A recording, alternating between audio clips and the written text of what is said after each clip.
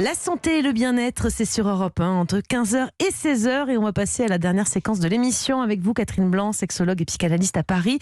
Aujourd'hui, Catherine, on va répondre à la question de Philippine. Je vous la lis tout de suite. J'ai été abusée. Quand j'étais plus jeune, j'ai aujourd'hui 21 ans, mais il est pour moi inconcevable d'avoir des rapports sexuels ou même de m'imaginer dans une relation. Je ne sais pas quoi faire pour arranger ça.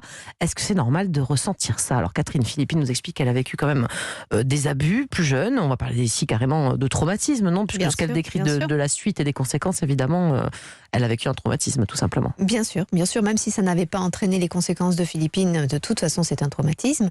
La question est qu'est-ce qu'on fait de nos traumatismes? Et il est à la question d'abord de savoir si c'est normal que ça puisse avoir de l'écho. Évidemment que c'est normal. Ceci étant, il n'est pas question que cet événement la définisse. Et c'est toute la difficulté, c'est tout l'enjeu d'un travail psychologique, c'est se permettre de remettre l'histoire à l'histoire et de ne pas se sentir coupable, parce que c'est ça le pire, c'est que souvent les victimes se sentent coupables de leur non-défense et du coup de leur participation de façon tout à fait inconsciente par leur passivité, par leur peur ou par la confiance qu'elles ont fait en la personne qui a abusé d'elles d'une manière ou d'une autre, et du coup continuent à se le faire payer longuement. Ou alors, justement, s'interdisent toute possibilité d'être touchées. Ça a l'air d'être le cas là. Voilà, ouais. Mais alors, où on se l'interdit, où on ne peut pas être touché parce qu'on se réduit à la position de victime et on se punit de ce que l'on a agi alors qu'on l'a pas agi soi-même, ou on ne peut pas être touché parce que c'est notre façon d'être enfin de façon claire dans le non affirmé par l'impossibilité d'être touché, justement. Et du coup, comment est-ce qu'on fait, non pas pour passer à autre chose, mais pour vivre vrai? Qu'est-ce que ça passe? Par une condamnation de la personne qui a fait ça, par une lettre, par des excuses, par en parler aux proches autour de nous? Parce que si ça se survient dans l'enfance, parfois l'entourage n'est même pas au courant. Est-ce qu'il y a une façon de se réparer en quelque sorte? Alors, je crois que le chemin de chacun et chacune sont des chemins différents, bien sûr.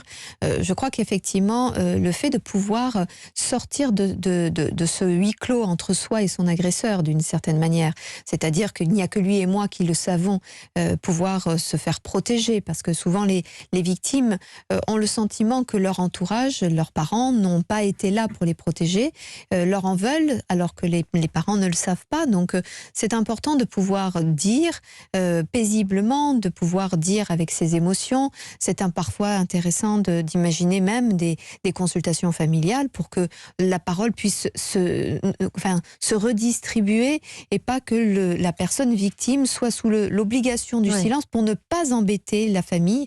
Donc il y a ça, il y a ce que vous disiez, parfois c'est aussi nommer, se confronter à la personne qui a agressé et la confronter à la réalité de son acte, de la justice et de son face-à-face, et ça c'est important, pour que justement la position de celui qui a posé l'acte soit prise en charge par celui qui a posé l'acte. Et puis ensuite, évidemment, c'est un travail de réparation qui, comme je le disais, ne pas se réduire à un événement de notre histoire. C'est tout un chemin de reconstruction qui peut passer par la psychothérapie, par l'hypnose, par le MDR.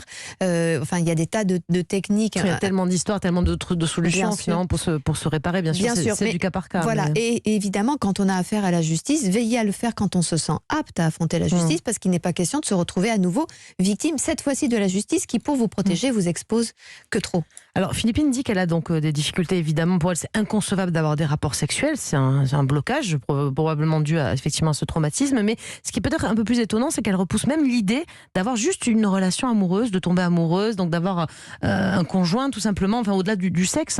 Elle se refuse même à l'amour. C'est fort quand même. Oui, mais c'est un petit peu ce que l'on retrouve aussi dans un autre cadre qui n'est pour le coup pas traumatisant, d'une femme qui n'a pas de désir et qui n'accepte pas que son mari touche son épaule ou la prenne dans ses bras, parce qu'elle se dit que s'il touche mon épaule, il me prend dans ses bras, ses mains vont descendre et ça va devenir sexuel. Donc en fait, c'est une façon de mettre le haut-là très en amont de la situation. Oui, la barrière est très tôt, quoi. Exactement. C'est-à-dire que c'est le meilleur moyen de se protéger, parce que justement, elle a le sentiment, souvent par exemple, j'ai une jeune femme qui me disait un jour, mais vous ne comprenez pas, Catherine, j'ai été excitée, alors qu'elle ne le voulait pas, c'est-à-dire qu'elle a senti son sexe se lubrifier. Donc en fait, pour ne pas être excitée, il faut vraiment prendre les devants très très très en amont pour ne pas risquer de se faire trahir par son propre corps.